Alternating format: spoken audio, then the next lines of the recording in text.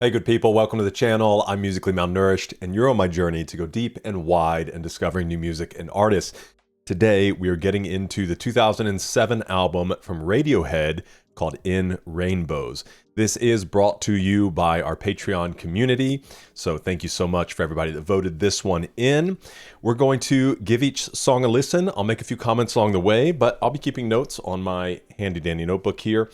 That way after each track we can talk about the things that stand out and see what other information we can find. This will be my first experience with Radiohead. I have heard one song on this because it was suggested or submitted during one of our mixtape videos, and that was Weird Fishes. Other than that, don't know what to expect here. So I guess we'll go ahead and get in. If you want to go to a specific song, the timestamps are in the description, or just press play and let's hang out. This is track 1, titled 15 Step.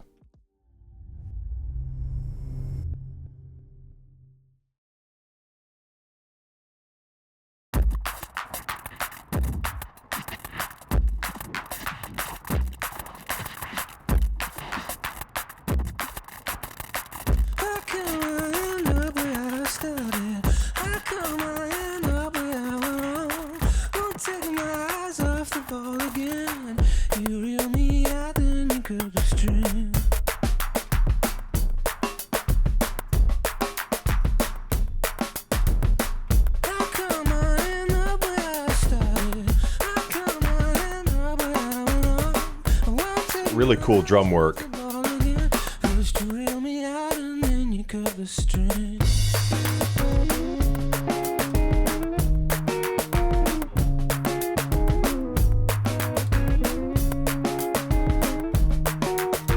Man, the guitar and the bass are working so well together.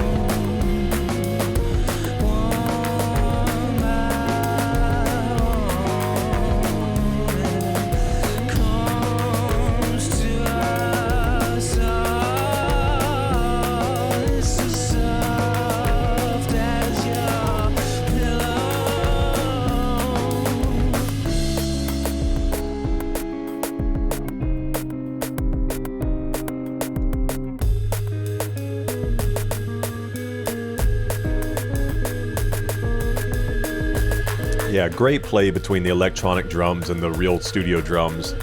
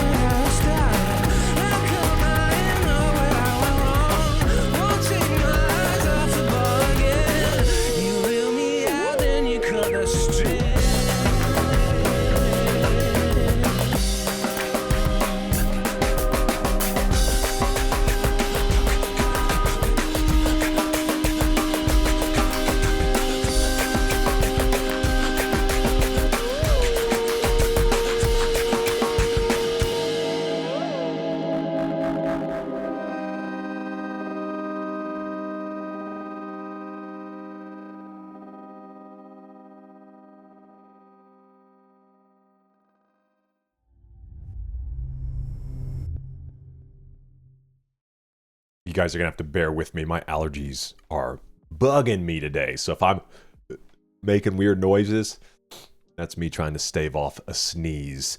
And I will try not to sniff into the microphone a bunch. Man, the instrumentation in here is really, really cool.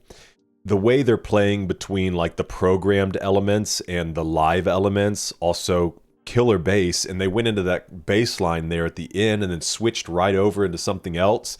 It reminds me a lot, although obviously Radiohead far predates 21 Pilots, it reminds me of 21 Pilots in the same way that they have a lot of really interesting programmed elements within their music, but obviously bass, drums, guitar elements, things like that. But the way they just all play together, super, super cool. One thing that I did find interesting about this album, and then I kind of want to look at the artwork and name for the album, kind of what's going on behind that. But this says, here, let me pop over here. In Rainbows' 7th studio album by the English rock band Radiohead, it was first released independently on the 10th of October 2007 as a digital download that customers could order for whatever price they saw fit, including for free. Despite the radical release method, the band actually made more money off this method than they did on their previous release, Hail to the Thief. The band eventually made a standard CD release and a deluxe edition box set available in most countries.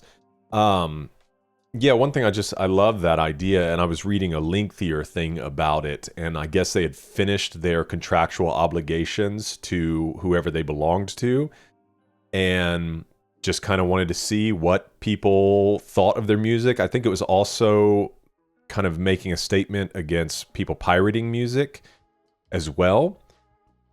So it's cool that it worked out really well for them. Let's see. In Rainbows, Radiohead meaning. Okay, so let's see. I'm really more curious of the In Rainbows Radiohead title meaning. The title In Rainbows as reflecting the desire to get somewhere that you're not. It acts as a metaphor for being stuck in a liminal state or in the middle of a rainbow where you're constantly chasing an unattainable sense of beauty, happiness, or fulfillment. That's cool. Like you're in the rainbow trying to find the end of it, but we know there's no real like end of the rainbow. That's really interesting. In Rainbows Radiohead cover art meaning. Designed by the band's longtime collaborator Stanley Donwood, the artwork for Radiohead's 2007 album In Rainbows reflects the record's warm, organic, and introspective sound, created by flinging wax onto paper and using acid bath etching. The abstract cover visualizes a toxic rainbow that mirrors the beauty and decay of life. This is a little bit different than, like, this is the one that I've seen the most. But obviously, like, you can see the flicking of paint and everything. That's really interesting. It reminded me of, like, in Christopher Nolan's Oppenheimer, how they were visualizing some of the, what is it called? Nuclear fission type things when they would cut to stuff like that. All right, well, let's get in and check out this first song. See what we can find out. Okay, builds from an electronic beat, full band number. Lyrically, it's a song about love and betrayal, as well as the repetition of failed pursuits. Yeah, you could obviously pick that up. This, why am I back to where I started, essentially? Like, how do I keep ending up here?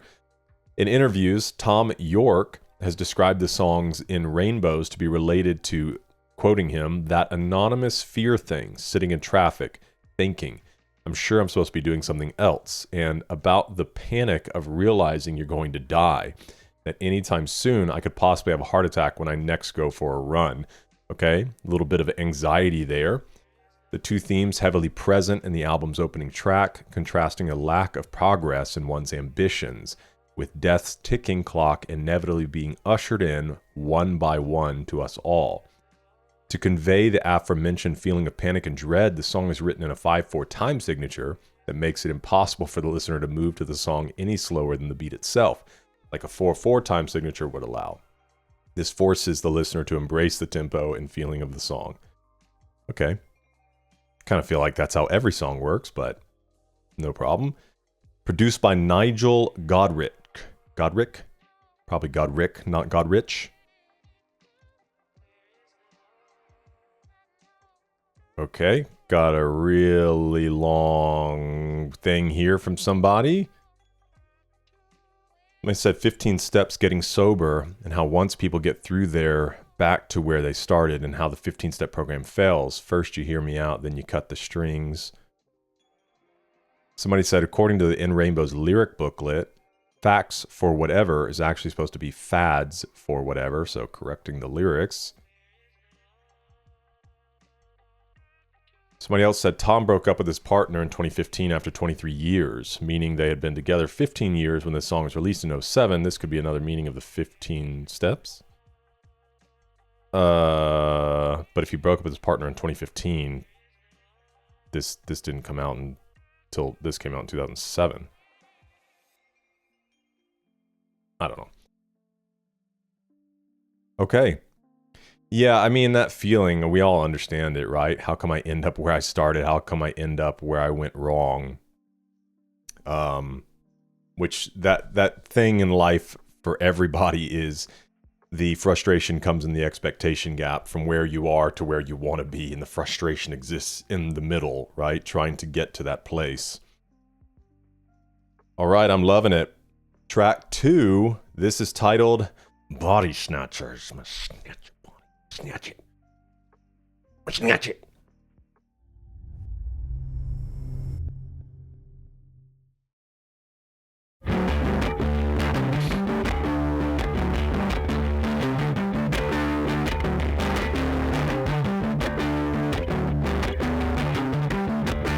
I do not understand what it is. I don't know. For the holes, check for poles. Blink your eyes, won't forget to flow.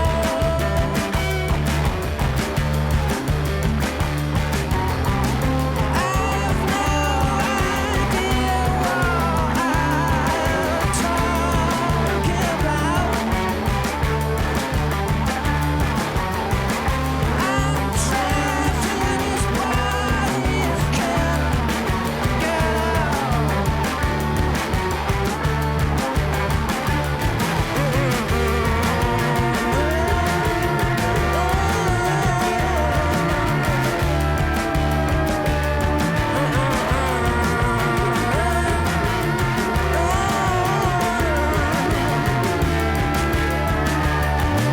Sound, move backbone, pale imitation.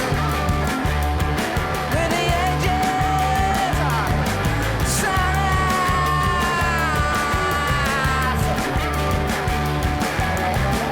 I have no idea what you are talking about.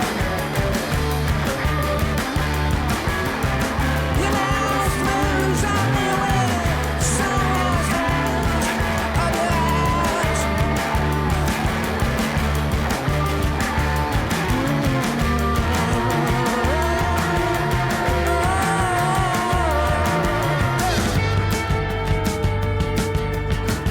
I love that. It's like coming out of a tunnel.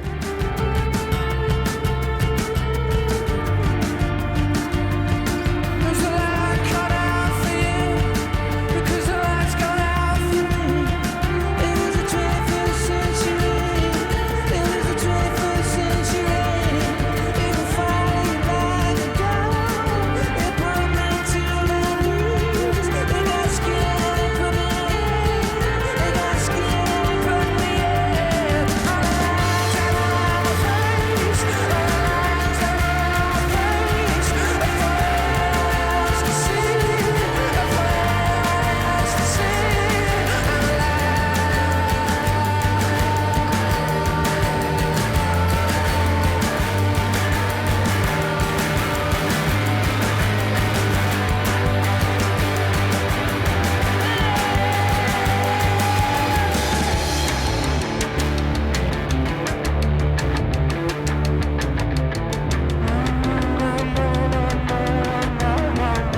love their musical decisions, man.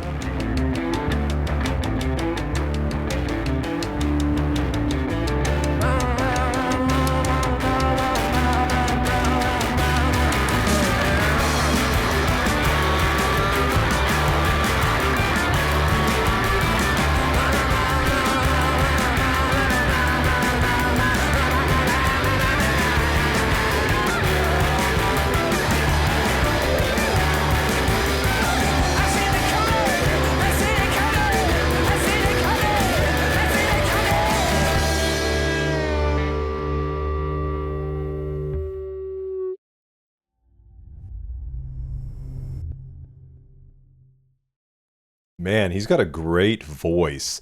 I really am enjoying the decisions this drummer's making as well. Let's see, Radiohead members. Maybe we should get clear on that. Rock band formed Oxfordshire 1985. The band members Tom York, the brothers Johnny Greenwood and Colin Greenwood, so guitar and bass. Ed O'Brien and Philip Selway. They have worked with the producer Nigel Godrich and the cover artist Stanley Donwood since 1994. That's awesome, man. Really cool to see people like work together and stay together. I guess that maybe they've changed up some people. Doesn't look like it, no. Looks like everybody's still there. Good for them. Are they still making music?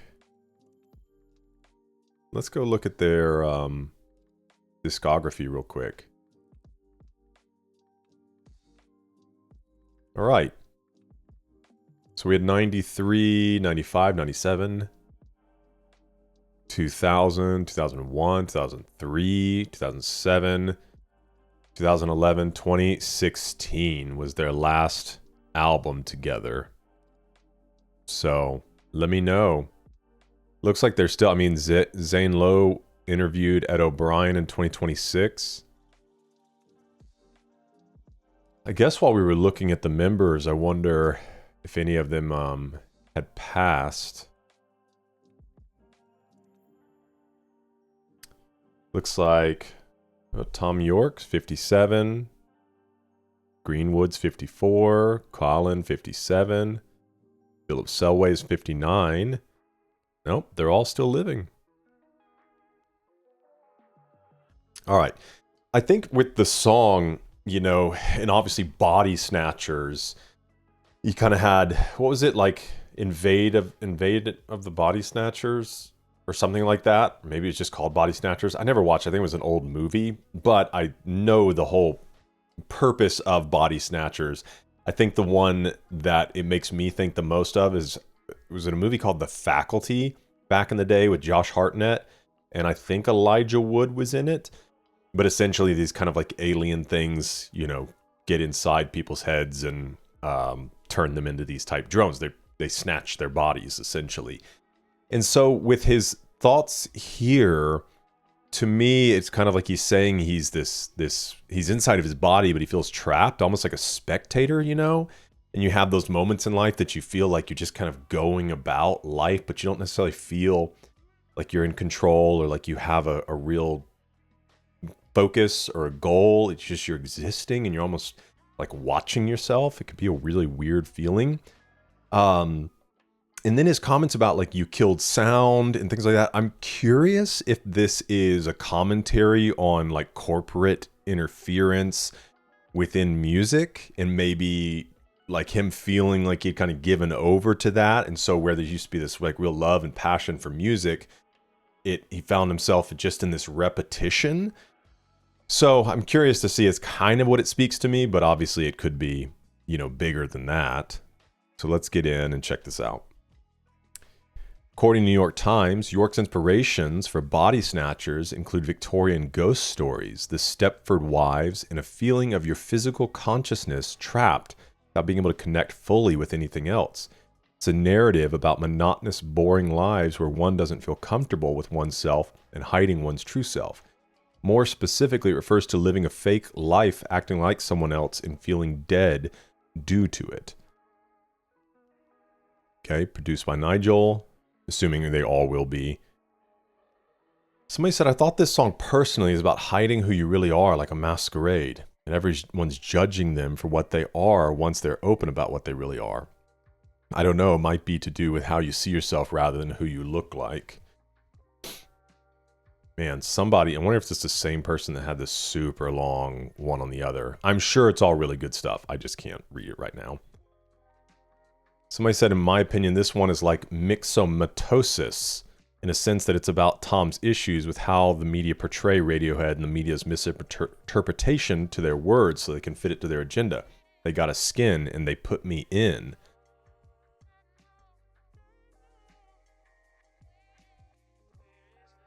All right. See if we can glean anything, especially in this section. Taken literally, when sound is compressed, it loses its dynamics because everything is perceived as loud. Metaphorically, the narrator overcorrects when he's criticized, so he's no longer himself, but merely a pale imitation of his former self. He's normalized by society with his edges, basically what makes you special, sawn off. Oh, that's really cool. So feeling like maybe he could be talking about himself or some other force, other person, killing the sound inside of him, the music inside of him, taking away his backbone, turning him into a pale imitation with his edges sawn off. So here, Tom York subtly referring to the subject as a hand puppet. That makes a lot of sense. I have no idea what you're talking about. Your mouth moves only when someone's hand is up your butt. Puppet is animated when a person inserts their hand through the bottom slot and moves the mouth by clapping their hand. Has the light cut out for you? The light has gone out for the narrator, meaning he is completely disillusioned with life and has no hope of understanding it. A light gone out suggests there's been a time that the light has been on. Yeah, and I mean, the idea of being the light cut out as well could be this, like, the light in your eyes, you know, the vibrance that you have for life and living and having a goal and feeling purpose and all of those things. Really cool, man. I'm loving this. And, I mean, Tom, he's great. Got a great voice, too.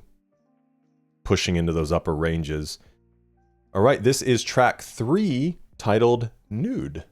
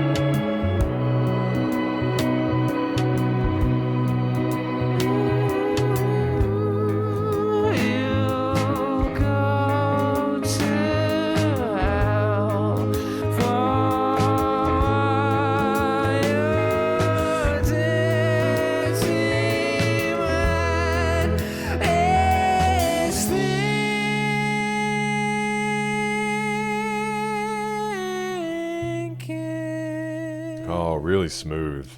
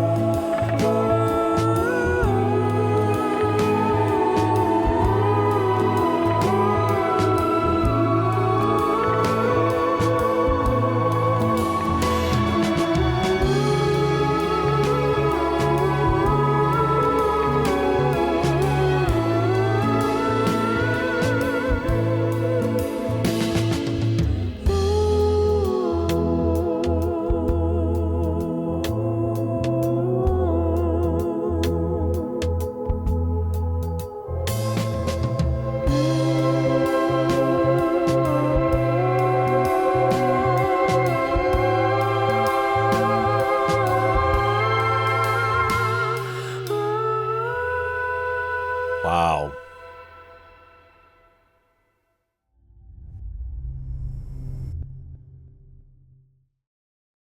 Okay. Obviously, these guys are no spring chicken at the time of creating this as their 7th studio album.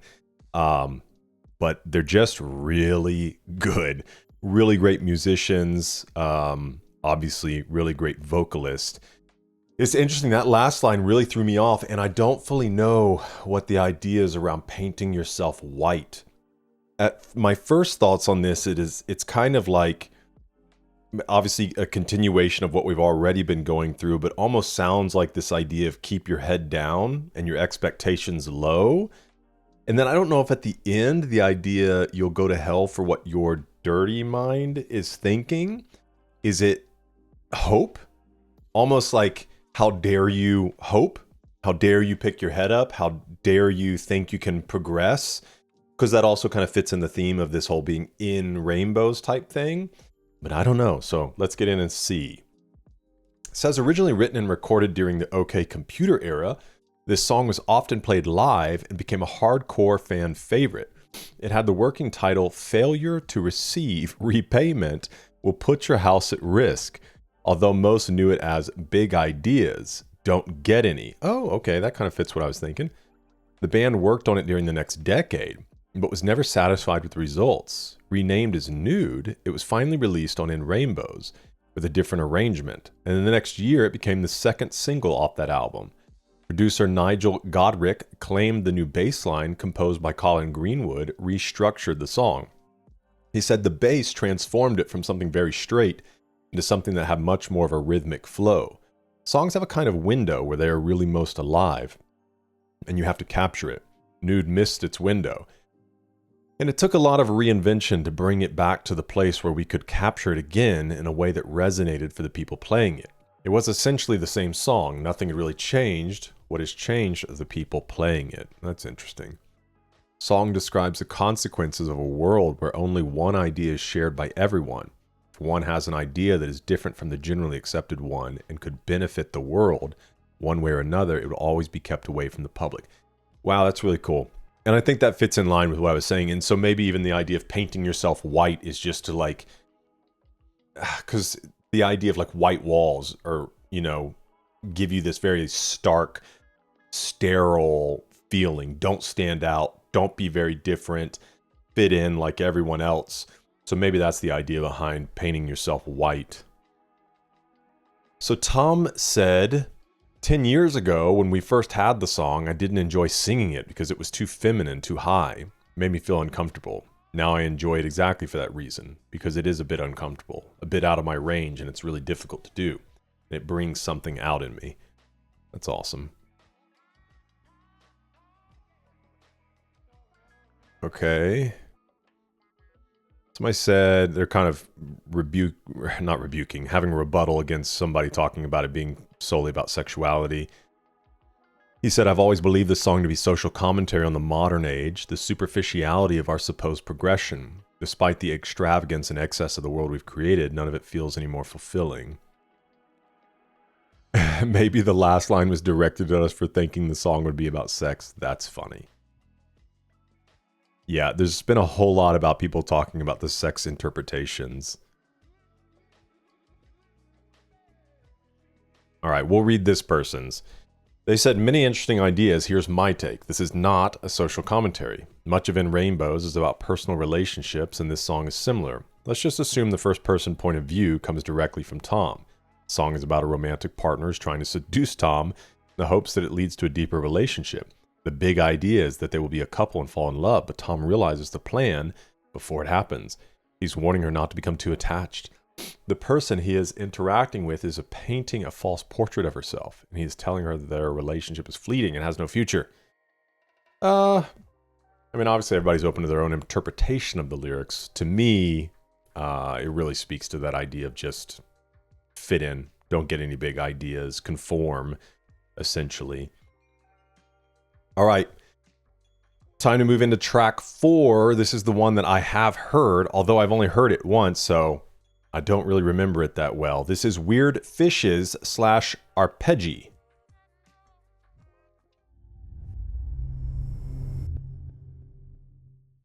Hey, if you're enjoying this video and you want access to hundreds of hours of additional content from dozens of artists, then check out my Patreon.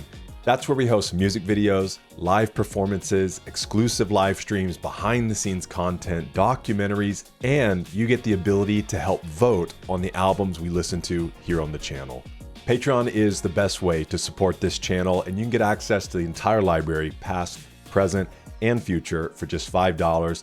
Join the amazing community that we're building over there, and I try to make it worth your time and your money. All right, let's get back into it.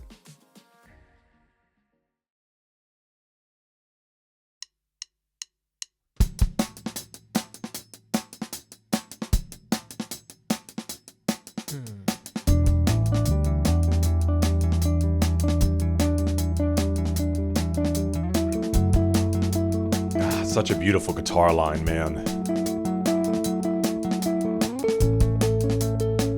Very much has a Coldplay feel to it.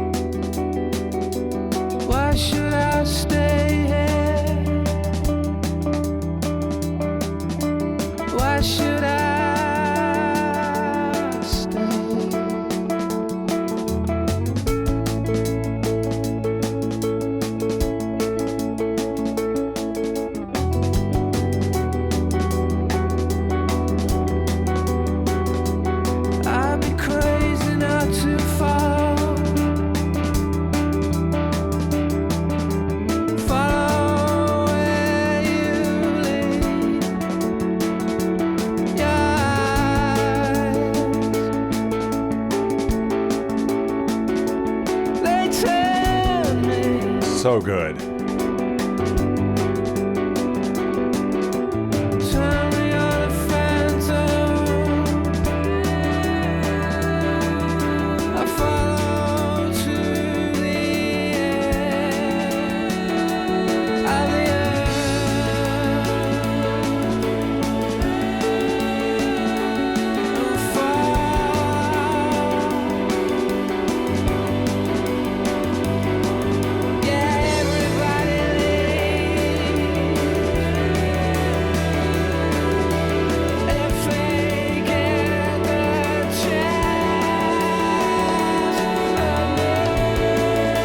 Builds and builds.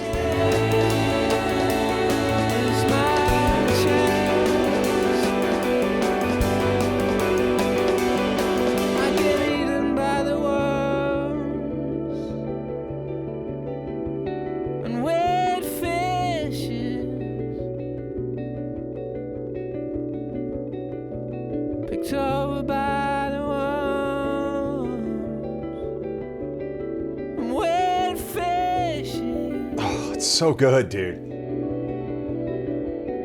We're fishes.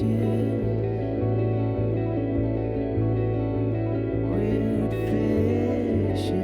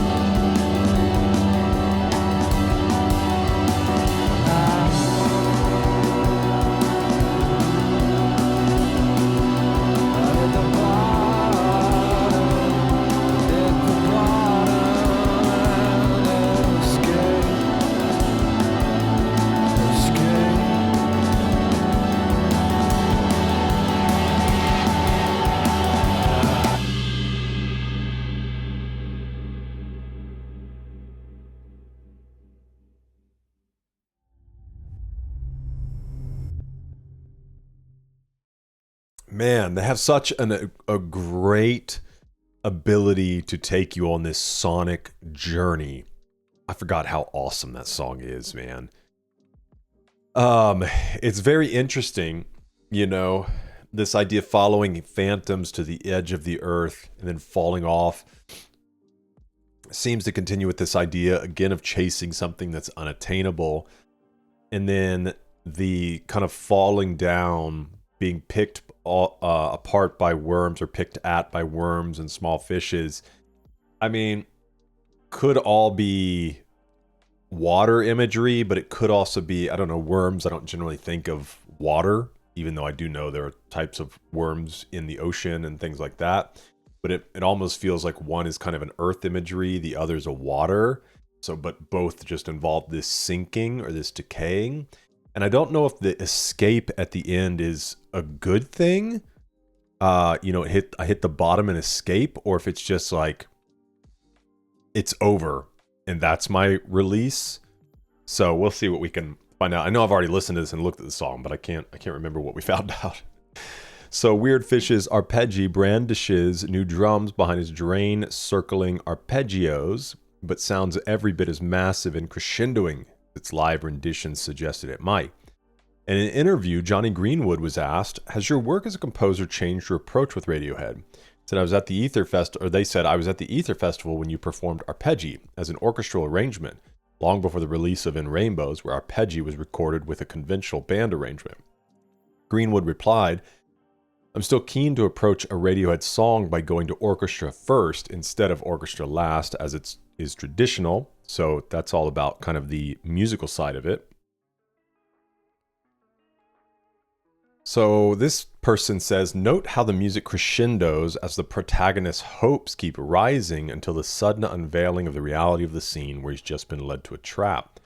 The full beat then returns by the time we get to the last part, 'Yeah, I,' suggesting returning to the previous state after passing through another loop. To me, the way York sings this gives an impression of naivety, strengthening the image of a hapless, gullible fish." Somebody else said, "For me, it's about grief, lost love, uncatchable dreams, eternity, submission to death, and everything we can't understand as humans." Okay, let's go poke around up here. "In the deepest ocean, the bottom of the sea, your eyes, they turn to me." So this could be understood as a reference to one's character's self-esteem, not necessarily a little ocean, being at a personal low, feeling that life has no purpose, until something comes along that sparks your interest. Eyes could be a metaphor for anything that is such a property of inciting interest, in this case seduction. Why should I stay here?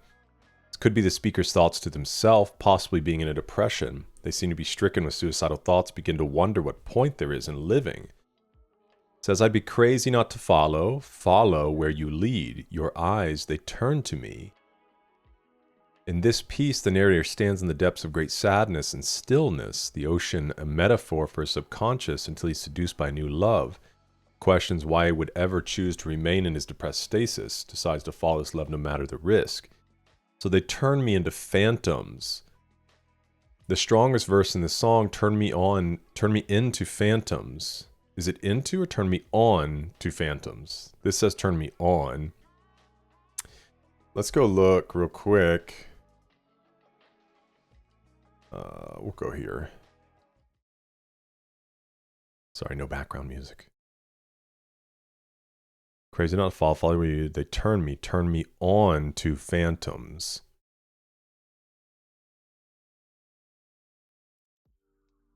Is an indication that what he's feeling has no physical reality. The way York sings it also gives me the idea it's a norm. He's expecting everything that happened to happen. I follow to the edge of the earth and fall off. Okay, so following. Sometimes you lose track of where exactly you're going. In this instance, it's following someone's lead so much that eventually you don't realize you've already fallen over a cliff. There's no coming back. Everybody leaves if they get the chance. It's the feeling of isolation. It would be a reference to feeling like you're lost at sea with no one there to help or care. It would be a reference to the previous lines in verse 1. However, no one passes up the opportunity to get out of depression. Everybody leaves it if they get the chance to get out. So yeah, everybody leaves if they get the chance. In this way, out is my chance. This is my chance to finally be free, my chance to get rid of the chains keeping me locked in my righteous place. That's interesting. My way out to real freedom. Except I get eaten by the worms because I could have never escaped in the first place. So it says, listen to the way York sings this bit. It's quite obvious this has happened to him many times before. So much now that he's accepting the conclusion to his illusion. There's a direct link between this bit and the previous bit. The true driving force behind York's character action is hope. Hope that this time his seduction would be more than an illusion, that it would be real. A real relationship, but again, falls back into the depths, picked over by the worms and weird fishes. Everything that surrounds depression, failure, is very sad the way he depicts it. All right, here's the last one. So I hit the bottom and escape. Acceptance of failure, but willingness to try again and again in the hope that someday he'll take that jump and succeed at love or whatever it may be. But as long as you follow the eyes and not the heart, you'll never succeed. It could also mean the character has found his solace, has come to grips with reality so much that his mind is in a full state of consciousness, escaped from the illusion that drove him over the edge. Says the entire song is a continuous process of falling into the curse of seduction and separating fiction from reality. And seduction doesn't always have to be a person, right? Seduction can come in many, many forms. Everyone leaves so they get the chance as a clear indication of taking that step and the risk to fall in love, but you'll always be picked over by worms, weird fishes when you look for love in all the wrong places. This picking over can lead back to depression, or you can embrace it and emancipate yourself, escape, like the song suggests. Interesting, man. Let me know your thoughts in the comments. All right, let's press on. This is track 5, titled All I Need.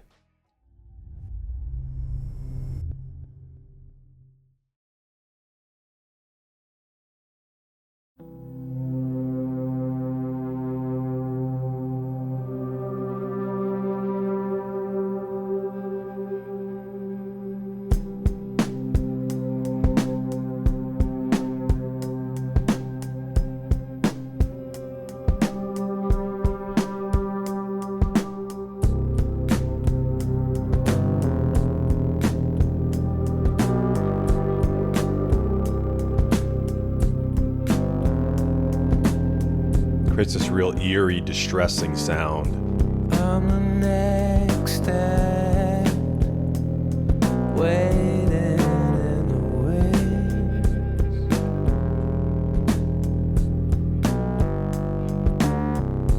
I'm an animal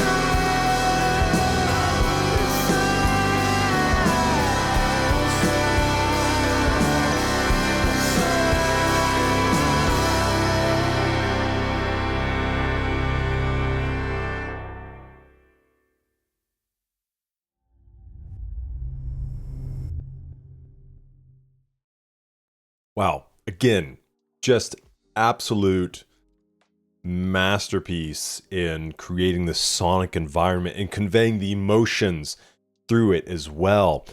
A really sad song. It sounds like either an unrequited love or a somewhat of a toxic relationship where it's kind of one-sided, and almost like he'd rather be with this person even though he's the dog, he's the insect, he's the person just kind of off in the reeds, set to the side, but he'd rather be that than be alone. It's kind of what it sounds like. But to him, this person is everything. But he also says, I'm kind of with you because there's nobody else. And I don't think it's this like, oh, there's no one else in my eyes. I think it's like, there's nobody else. So, like, I understand I'm kind of this like, oh, hi, I love you, I'm here. But he would rather be that than be alone, which is really sad. All right, let's go check it out together. It says in the fall of 2005, Radiohead had already been working on new music for their 7th LP. On September 30th, they posted a photograph on their blog, Dead Air Space, revealing a blackboard listing close to 40 new titles that the band had been rehearsing. While All I Need appeared among these songs and compositions, it was not included on a second blackboard listing the 16 titles they had prepared for their upcoming tour to road test the new material that would ultimately comprise In Rainbows. I really love that they're kind of like, they seem to be performing things live before they put it down on the album, which is really interesting. The band performed All I Need for the first time on June 20th, 2006 at the Auditorium Theater in Chicago after more than a month of touring. Subsequent performances saw minor variations to Tom's verses, demonstrating the song's lyrics were still being perfected from show to show. This suggests that the opening lyrics, I'm the next act, waiting in the wings, come from a very literal place.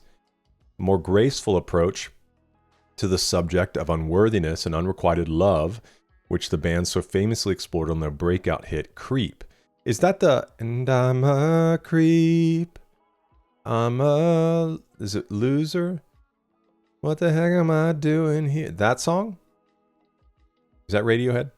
All I Need finds its narrator lamenting over his inability to attain or escape his beloved to whom he is relentlessly devoted. Where Creep was distinguished by bursts of intensity throughout, All I Need is more of a slow burn.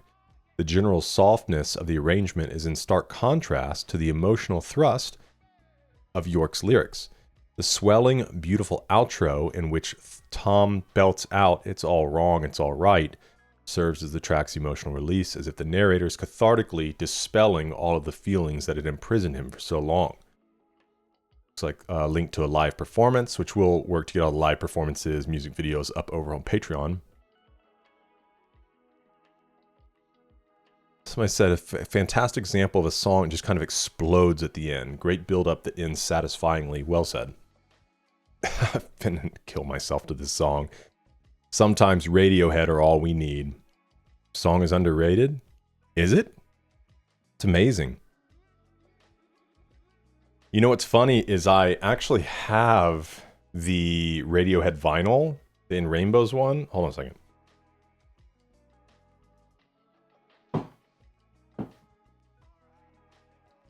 So I ordered it in anticipation for this video, but I have not been able to listen to it yet. I think it's just a stand. Oh yeah, this one was cool about this one. I think I showed this in a different video. Is it has all the lyrics here, and they're done like really interesting with kind of these rainbow colors, and there's all these, they're spread out. So obviously they all kind of fit the same width. I don't think it's painting any kind of picture, but that'd be kind of wild, actually. But that's one of the coolest things about this one. And I think the disc is standard. Yeah, standard. So, looking forward to playing that. All right, that was awesome. Although sad. Track 6, Faust Arp? Fast Arp? Hold on. How to pronounce Faust Arp? Pronounce Faust, rhymes with joust or mouse, arp, like harp, short for arpeggio. Well, so Faust, I guess we'll wait to figure out the meaning of what that is. All right, here we go. Faust Arp.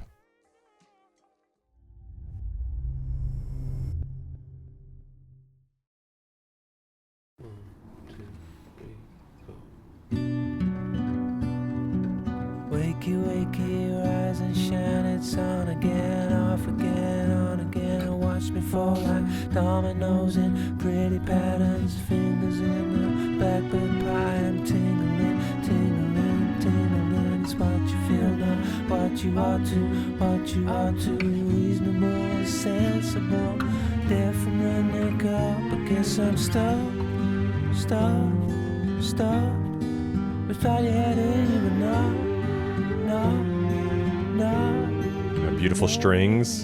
Squeeze the tubes and empty bottles. I take a bow, take a bow, take a bow. It's what you feel, not what you ought to, what you ought to. The elephant that's in the room is tumbling, tumbling, tumbling. And duplicate and triplicate and plastic bags and duplicate and triplicate. There from the neck up, I guess I'm stuck, stuck. Stuck. We thought you had it, but no. Exactly where do you get up? Is enough, is enough. I love you, but enough is enough. Enough of that stuff. There's no real reason.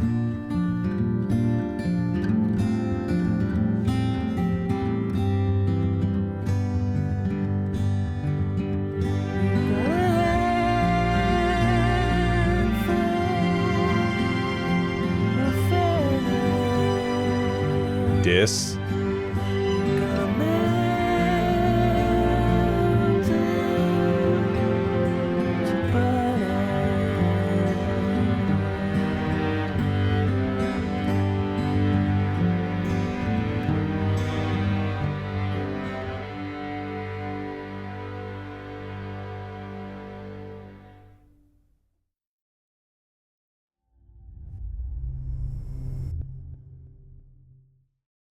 Actually feels like a bit of an empowering track, especially there in the end, kind of like telling the person off. Let's look at the lyrics real quick and then we'll look at the description. So rise and shine, it's on again, off again, on again. So this feeling of being like jerked around. Watch me fall like dominoes in pretty patterns. Fingers in the blackbird pie. I don't know what a blackbird pie is. From the nursery rhyme, sing a song of sixpence, which was later referred to in Burn the Witch. 4 and 20 blackbirds baked into a pie. Mix that with the cliche, he has his fingers in a lot of pies. We have the blackbird pie line. The last line of this song and others where York uses kids' tales and songs to make adult points, but particularly in this song, it seems York examines our world surrounded by a pervasive work without end message. Kids' songs serving only as propaganda. So 4 and 20 blackbirds baked into a pie. Interesting. I'm tingling, tingling, tingling. It's what you feel, not what you ought to. What you ought to, reasonable and sensible. Dead from the neck up. Which obviously I assumed was the mind. I guess I'm stuffed, stuffed, stuffed. We thought you had it in you, but not, for no real reason. It says the song is filled with metaphors for being unfulfilled and unsatisfied. It can be interpreted as saying he feels so dead that he might as well be stuffed by a taxidermist. However, it can also be taken to mean that he's overwhelmed, either by the banality of life or even by rush of stimuli that life rushes at you. Being bombarded by too much can make one numb. Squeeze the tubes in empty bottles, possibly a reference to the emptiness of being an artist. You try to create something beautiful, but really just squeezing out tubes of paint. Good chance he may also be referring to toothpaste when he says tubes, emphasizing the idea of repetition and monotony inherent in the song. Squeeze the tubes and empty bottles. I take a bow, take a bow. It's what you feel, not what you ought to. What you ought to, the elephants in the room is tumbling, and duplicated, and duplicate, and triplicate, and plastic bags, and duplicate. Dude, this is... Oh... The lyrics seem to refer to the dispassionate nature of compartmentalization and bureaucracy. Plastic bags suggest that can be portioned out and preserved for later rather than being used in a more immediate fashion.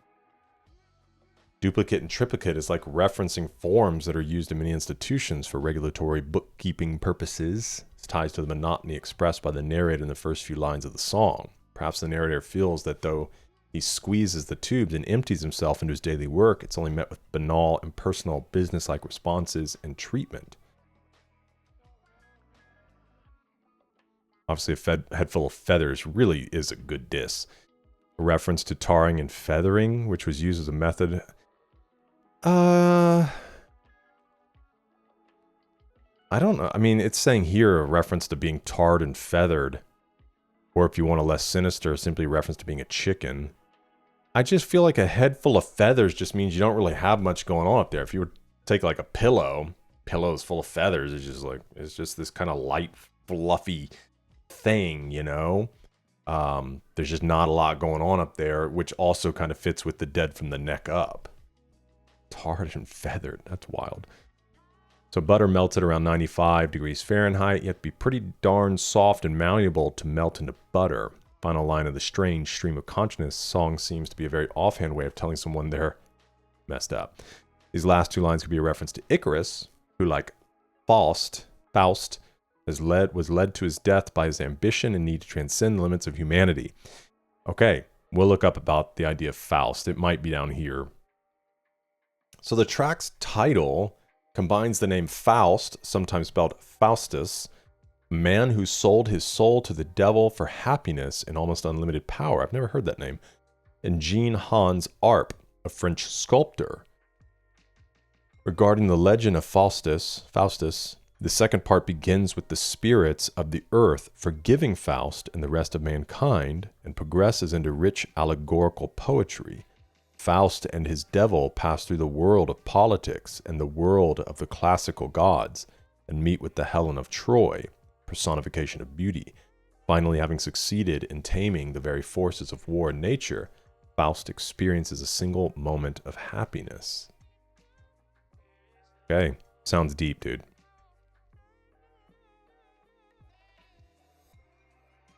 Somebody says this song is a classic example of Radiohead's existential nihilistic angst. Faust, a man who sold his soul to the devil, is a good allegory to the soullessness of our day-to-day routine and everyday life.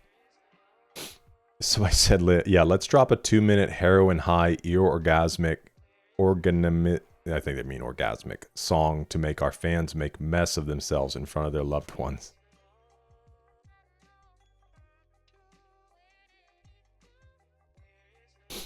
This says, these are some of Radiohead's most abstract lyrics, but I believe that a story is being told here. This may not be completely accurate, but here's my interpretation.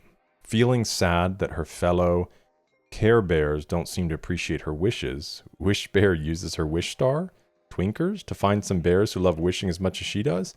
That's when the 3 new bears moved to Care-a-Lot with some very unexpected... Am I being trolled right now? I feel like this is a trolling comment. Or maybe it's just too deep for me. Somebody says it's a very clear song about addiction. Yeah, I think that'll be one that I'll probably just pick up in subsequent listens, just more and more. I'm interested to look more into Faust as well. All right, let's check out track 7. This is Reckoner.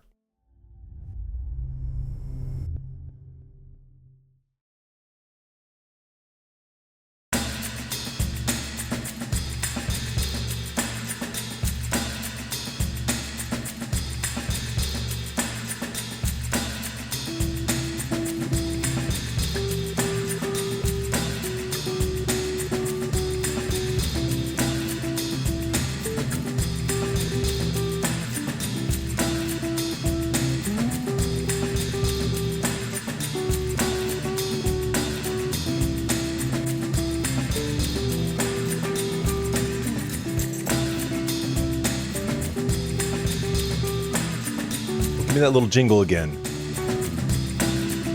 Please?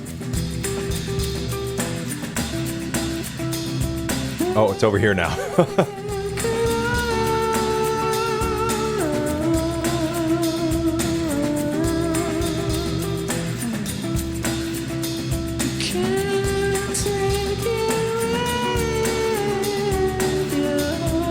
When a tambourine is used effectively.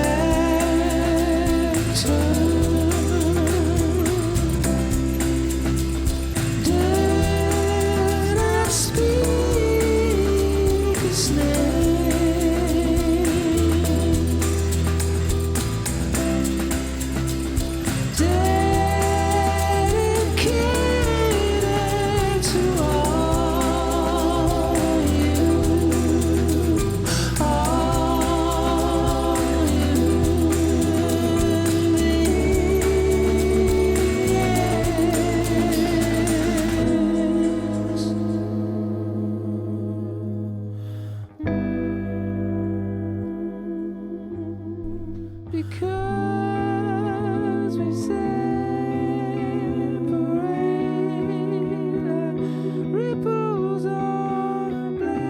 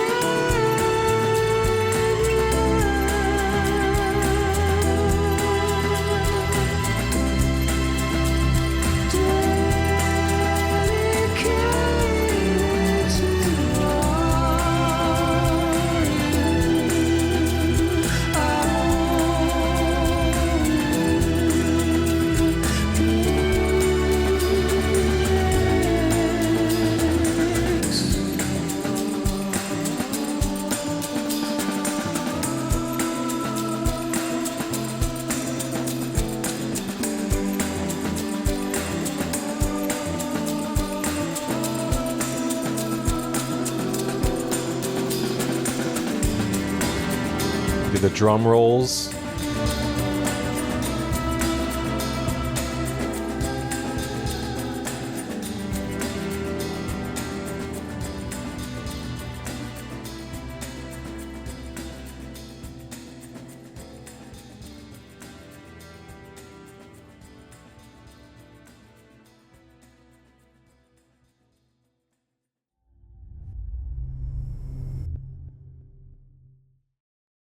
I'm gonna be honest with you guys, I wasn't paying attention to a word that he was saying. I was so lost in it, man. They are excellent musicians, and that's a standout on this album for me. Just so good. I think you guys will be pleasantly surprised at my comments at the end of this album about how I'm feeling about it. Okay, Reckoner. An early working title for the album before it was titled In Rainbows. The album does take its title from this song's lyrics because we separate like ripples on a blank shore in rainbows. An earlier, much different song titled Reckoner was played live in 2001 and later released as Feeling Pulled Apart by Horses. Oh, wonder if that's in reference to how they used to like tie people and then pull horses in different directions. Dude, humans are freaking brutal. Guitarist Johnny Greenwood was asked in an interview with Mojo Magazine in January of 2008 if he was aware that In Rainbows was a remarkable record. He actually replied, he didn't reply. Well, we spent more time on it than we should have done, and you gotta go a bit mental after a while. You listen to something like Reckoner and think, maybe this is just a bad breakbeat. Now I can hear what's good about it. People around us were telling us it was really good. But what do they know? What do we know? Hey, it's really good. He added later in the interview, it was when we recorded Reckoner that we felt we'd first got something special on tape. Well, good. I'm glad they feel about it the same that I do. The song has a similar theme to their song called Present Tense. All right, we'll read this one. It says Reckoner refers to the ultimate reckoning, death, being held to account, as per Videotape, in which he references the videotape of his deeds being presented at the pearly gates, entrance to heaven. You can't take it with you. It's about the impermanence of things, of life being a fleeting event, the accumulation of wealth or status being of only temporal value. Well said. Bittersweet distractors, again talking about being distracted from the really valuable events of life by the bitter or sweet distractions of activities that add up to nothing at death. Dedicated to all human beings, this is the thing that unites us. The message is universal. We separate like ripples on a blank shore. It's a huge lyric referencing the never-ending cycle of life and death. Human existence ending continuously and ceaselessly like waves breaking onto a shore. More to it though, poetically, the energy is being released, freed from motion. The line in Rainbows gives the impression of being refracted into energy, into beauty. Reckoner, take me with you. It's an aching half wish for the release of death to be carried away. Man, really excellent song, really beautiful. So, bra freaking vo. All right, track 8. This is House of Cards.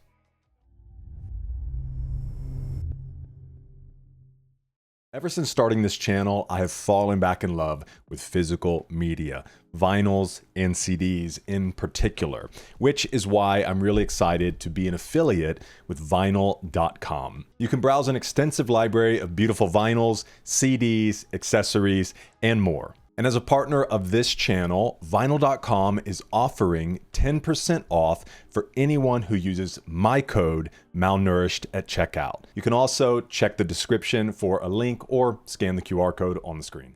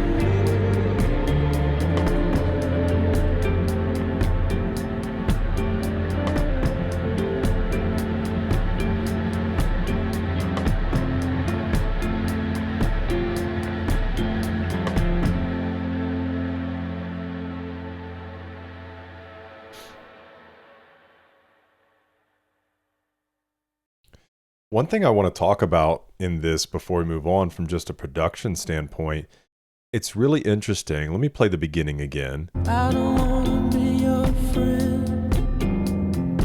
I just wanna be your lover.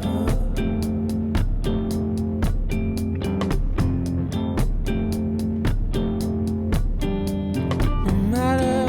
It kind of changes throughout a little bit, but it's really interesting because in like just a traditional drum rhythm, you typically have your kick drum on 1 and 3, your snare on 2 and 4. So 1 and 2 and 3 and 4 and boom and ka and boom and ka and pss, cats, boom, cats, boom, cats.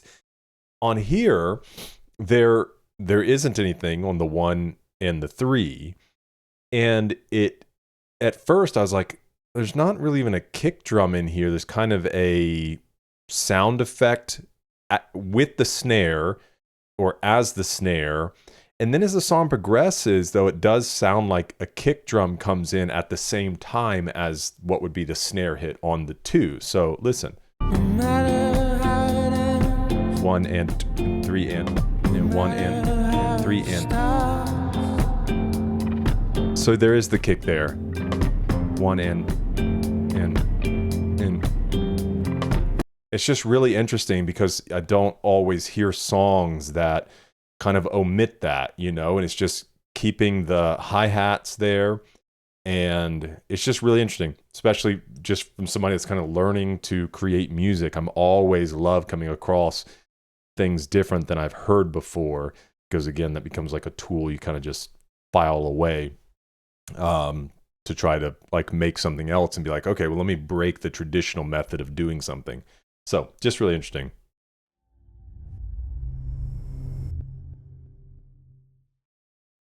All right, my gut on this song feels like it's kind of speaking about infidelity. Excuse me. Especially in the lines in, what was the title of the track? House of Cards. Especially in the lines about like, I want to be your lover. I don't want to be a friend. I just want to be your lover, no matter how it ends, no matter how it starts. And then it keeps talking about this house of cards. This infrastructure is going to collapse. And then these throw your keys in the bowl and kiss your husband goodnight. It sounds like having been with a lover, going home, putting your keys in the bowl, kissing your husband goodnight. But essentially, you're existing in this house of cards. This relationship is fragile. You're in denial. And the whispering at the end, like your ears should be burning, feels to me like because I'm talking about you, I'm singing about you, I'm speaking about you, saying you're in denial. And even when it says the infrastructure will collapse from voltage spikes, sounds to me like this rush, right? Because generally people are unfaithful. And it can be an emotional attachment for sure. And sometimes that's how it begins. That's where I think you're probably in the greatest amount of danger if you're in a long-term relationship or in a marriage. You have to be careful not to let your emotions get detached from your husband or your wife and then attached to another person. But then obviously there are a lot of times the physical aspect of it. But whether it's emotional or physical, I think there's this rush, these voltage spikes. And so that's kind of where I think the song is going. But let's jump in here. It says, song is certainly about a man that loves a girl that's in a relationship. He wants to be her lover. He talks about a house of cards, which means an insubstantial or insecure situation or scheme. What he means is that her marriage is unstable, prone to fail. It's also a reference to key parties, where swinger couples would have all the ladies put their keys in a bowl. The men would fish through and pick a set of keys, then go home with the woman whose keys they ended up with. Debauchery. Which is also crazy because I never knew about this or understood it until I was going through some other song. And then you watch the Grinch movie, the one with Jim Carrey. And in the beginning, you see all these people in this party and they're all throwing their keys into a fishbowl. And then obviously when somebody gets their baby delivered, they're like, this looks just like your boss. So really kind of dark, twisted thing within the Grinch movie. If you haven't seen it yet, now you will. So let's see. Yeah, I mean, it's all pretty straightforward. Somebody said it's very possible this could mean the girl is still avoiding to admit she wants to forget about her house of cards. Thus, the narrator of the song is still trying to persuade the girl to let go, admit she wants it as much as he does. Hence, when one whispers in another's ear sexual implications, it causes the person to feel as though their ears are on fire. I mean, yeah, I can understand that, but there's also, is it an adage? There's the saying, are your ears burning? Or could it be itching? Meaning of your ears burning. I think that's generally when somebody's talking about you. So the idiom, ears burning, means you feel a suspicion or receive a remark that someone is talking about you behind your back. Yeah, I think that's probably the better interpretation there. Because he's just saying, like, you're in a house of cards. You're in denial. Like, are your ears burning? Because I'm talking about you. All right, let's move into track 9, titled Jigsaw Falling into Place.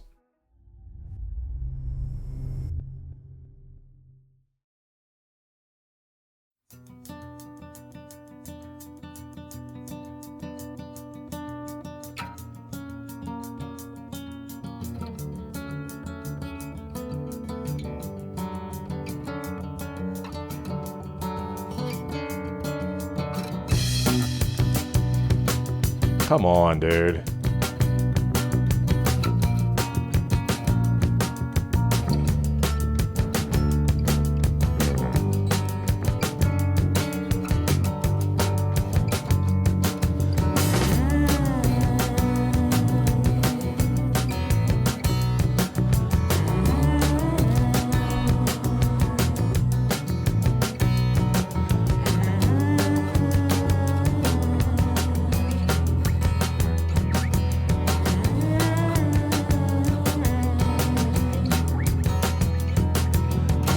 Just as you take my hand, just as you write my number down, just as the drinks arrive, just as they play your favorite song, as your body disappears.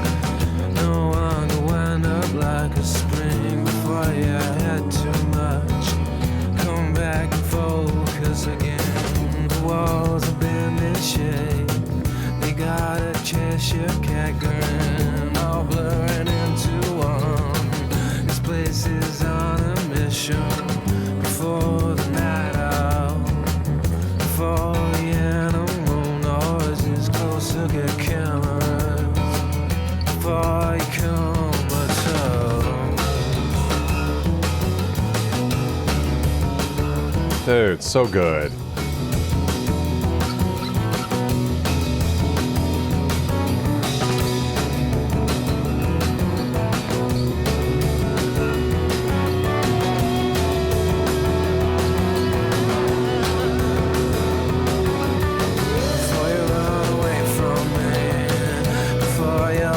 Between the notes, the beat goes round and round. The beat goes round and round. It really got me. I just pretended that I was a blowing instrument as I set off shotguns. Come on and let it out. Come on. I love his voice in this tone.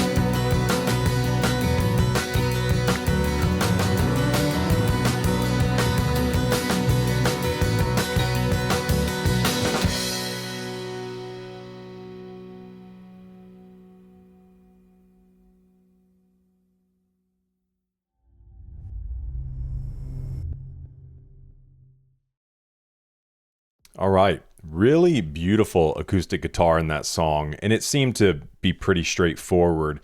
It seemed to be about people connecting, kind of like the pieces falling into place. It says here, Tom York and his close friend Adam Buxton, who directed the video for this song, has stated in an interview that Jigsaw Falling Into Place is based on the messy, drunken nights out the band fondly remember, particularly from their university days. However, it's not 100% autobiographical, as Tom stated in an NME interview in December of 2007. He said, "I would never say it was personal because it's always a set of observations. Jigsaw Falling Into Place says much about the fact I used to live in the center of Oxford, used to go out occasionally, witness the chaos of a weekend around here. But it's also about a lot of different experiences. Personally, I was really surprised that it's going to be the single. The lyrics are quite caustic. The idea of before you are comatose or whatever, drinking yourself, getting messed up to forget. When you're part of a group of people who are all trying to forget en masse, it's partly this elation, but there's a much darker side." Writer Josh Tarangel described the song as a journey through flirtation, consummation, and regret that gets about as close as you can to summing up a doomed relationship in 4 minutes. The song moves through the club and catches the eye of a stranger before it all kicks off. When it was first played in 2006, it was known as Open Pick. I really find this so interesting, their songwriting process and delivery. It was released the next year in the album In Rainbows and then as a single in 2008, which reached number 69 in the US Modern Rock charts, number 30 in the UK single charts. Somebody said, "To me, it will always be one of their best songs, beautiful, powerful, uplifting. This song is really the beautifulest." Somebody said, "I find surprising that a lot of people think this song is uplifting. For me, it's realizing you never had a chance in the first place. Something that's happened to me a lot of times. Obviously, I'm not saying different interpretations are wrong. That's just how I feel about the song." Okay, let's see how they close this really incredible journey. This is track 10, titled Videotape.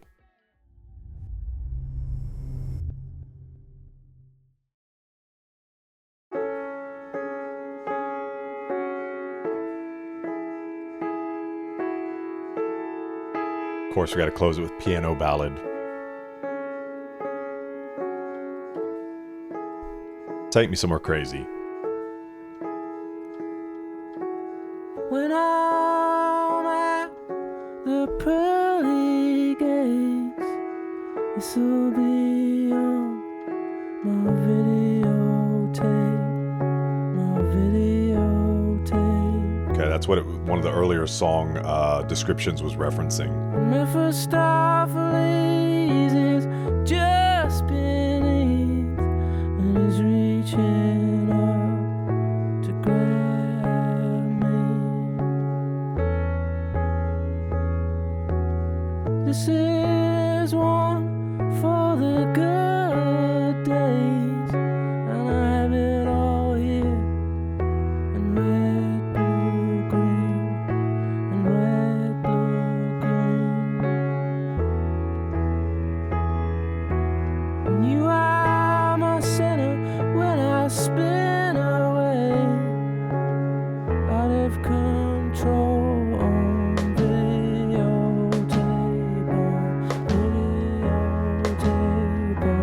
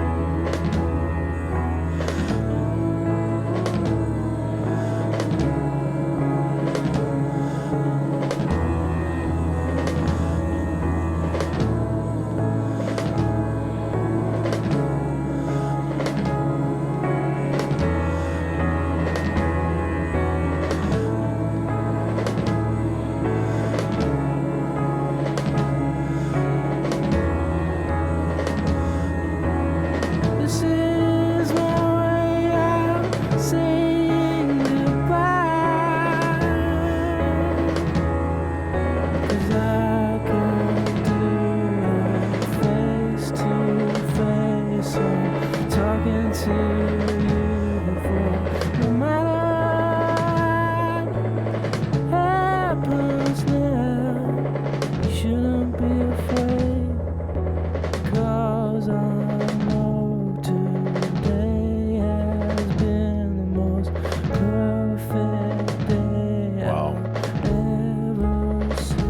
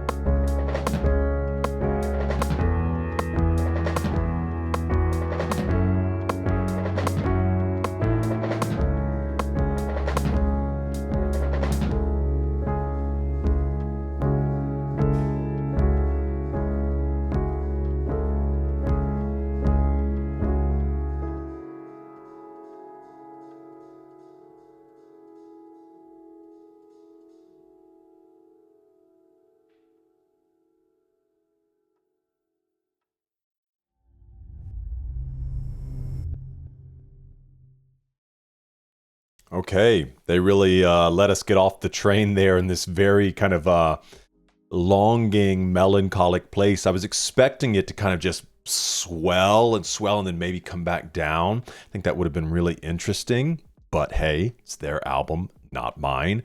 Still a really great close to the album. You know, I mean, obviously it seems to center, like one of the comments mentioned in one of the earlier tracks, this idea of arriving to the pearly gates with this videotape, the events of your life and your actions on it. But then the second part of the song seemed to kind of take this more like kind of personal, direct, like speaking to somebody directly. And I am not familiar with Mephistopheles. What the heck did it say? Mephistopheles. So we'll look into that as well. This says, in September of 2005, Videotape was one of many in Rainbow's era songs listed on a blackboard. Okay, we saw that earlier.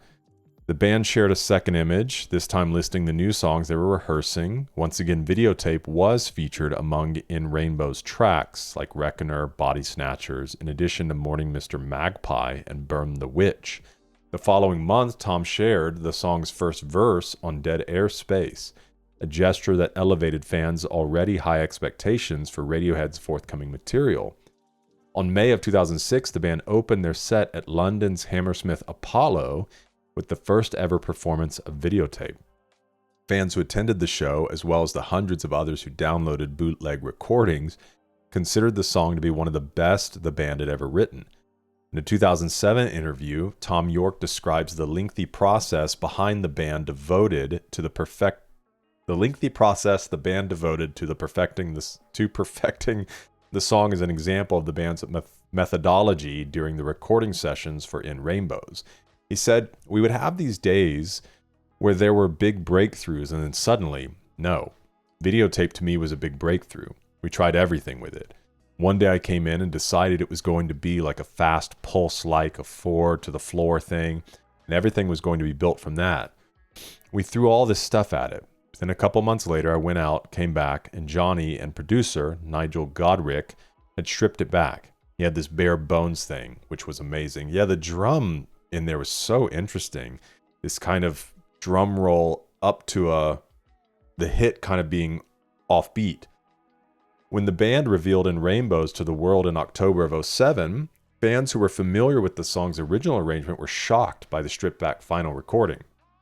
The debate over which is the superior version seems like one which will continue forever. The 2006 version takes a more conventional approach to the subject matter by using the building propulsive arrangement to elaborate on the song's powerful sentiment. Studio recording takes a more vulnerable, bare-bones approach, using the drum track to mimic the sound of a length of film or tape spinning off its reel. That makes so much sense.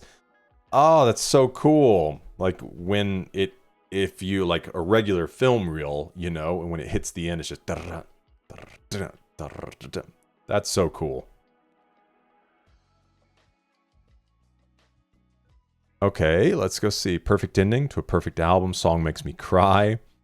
Let's see what this person says is the song meaning. The videotape is not an actual videotape he leaves behind, but rather he's talking about the videotape of his life that will play or flash before his eyes when he dies. The song is talking about a moment that is happening to him right now that is so perfect that he will forever store it in his memories, which he will then rewatch at the moment of his death. Hence the line, "When I'm at the pearly gates, this will be on my videotape." Before he enters heaven, a videotape of his life will flash before his eyes, which will include the perfect moment he's experiencing right now as he sings the song. Overall, he's talking about the final moments before a breakup. About to break up with her, but before he does, he's cherishing these last few moments he has with her, which he is storing in his memories for his videotape. Hence the line, "This is my way of saying goodbye." This song is his goodbye to her. At the end, he is saying no matter what happens now, even when they go their separate ways, they shouldn't be sad, because they had the most perfect day, which he will cherish forever. Probably the breakup isn't something he wanted, but possibly due to external forces, they can't be together. Oh, cool. Looks like there's a little behind the scenes about the rhythm and everything with it, so we'll try to pull that up when we do the content over on Patreon. I always love behind the scenes or stuff in the production. Let's check out this Mephistopheles line. So Mephistopheles is an evil spirit originating from German folklore, representing a personified evil revulsion, is trying to desperately grab the narrator at the pearly gates. This story is somewhat inspired by Goethe's Faust, tragic play in 2 parts written by Johann Wolfgang von Goethe. Goethe? I don't know. In the play, the protagonist Faust is searching for happiness his whole life, which we saw earlier, and resorts to selling his soul to the devil, Mephistopheles,